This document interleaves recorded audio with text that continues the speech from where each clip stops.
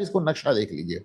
आपको याद होगा 1990 में सद्दाम हुसैन ने इराक से, इधर ऊपर इराक है, उधर ईरान है, इधर पर्शियन गल्फ नजर आ रहा है, इधर सऊदी अरब नजर आ रहा है, और बीच में जहां सितारा ये येलो वाला स्थान जो है दैट इज कुवैत। आपको याद है 1990 में सद्दाम हुसैन ने कुवैत पे कब्जा कर लिया था, फिर ऑपरेशन डेजर्ट स्टॉर्म करके जॉर्ज बुश ने इनको यहां से हटाया था। तो अब ईरान कह रहा है कि साहब हम तुरंत हमारे भी पड़ोस में हम कुवैत पे कब्जा कर लेंगे।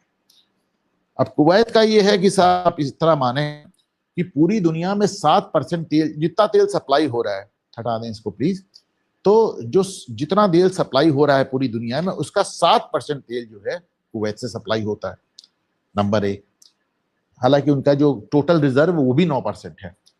दूसरी बात, कुवैत में अमरीकी बेसेस हैं, आधे दर्जन से ज्यादा बेसेस है। देखिए आप, कम से कम 7-8 बेसेस हैं।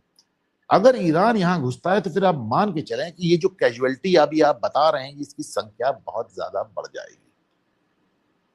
तो अब सवाल ये उठता है कि एंड गेम क्या होगा, ये खेल खत्म कैसे होगा।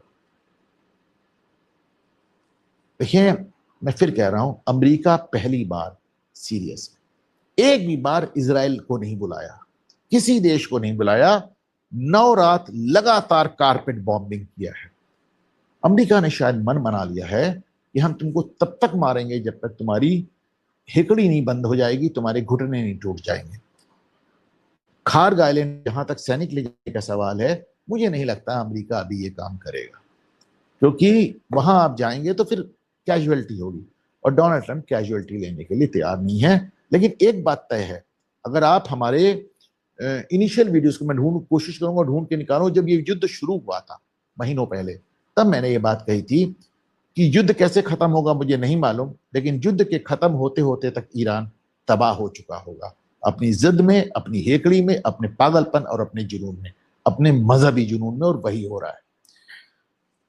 फाइनली साहब, एक जापान से मैं एक इंटरेस्टिंग खबर देख रहा था कि भाई जापान के राजा जो हैं उनके यहाँ पूरे राजवंश में मर्दों की, पुरुषों की कमी पड़ गई है, और वो इधर उधर से बच्चे अपने गोद ले रहे हैं अपनी रिश्तेदारी से। इसके लिए कानून भी बदला गया है, इसलिए क्योंकि लड़की भी है, बड़ी पॉपुलर भी है, लेकिन जापान में महिला को राजा बनने का अधिकार नहीं। जो जापानी राजवंश है वो दुनिया का सबसे पुराना, ब्रिटिश राजवंश से भी पुराना, बहुत पुराना राजवंश है। कभी कभी सोचता हूँ कि इस तरह की बातें अगर हमारे यहाँ होती कि महिला को राजा बनने का अधिकार नहीं। आप देखिए पूरी दुनिया में हमसे कहा जाता है ये भारत में महिलाओं को अधिकार नहीं।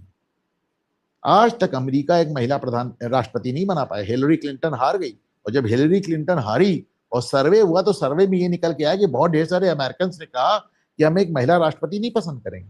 अगर महिला प्रधानमंत्री, महिला कुछ आगे आ रही है तो इधर ही आ रही है। सबसे पहले श्रीलंका में आई भंडार नायके, फिर इंदिरा गांधी आई, बेनजीर भुट्टो आई, खालदा जिया आई, शेख हसीना आई, 5 महिला बड़ी बड़ी सरकारें हमने दी। और उसके बाद हमको बताया जाता है कि जो खित्ता है बड़े सगीर जिसको कहते हैं उर्दू में, यानी इंडियन सब कॉन्टिनेंट, भारतीय उपमहाद्वीप, सारी की सारी महिला प्रधानमंत्री यहां से निकली, और हमको तुम ज्ञान देते हो। क्या कहा जाए।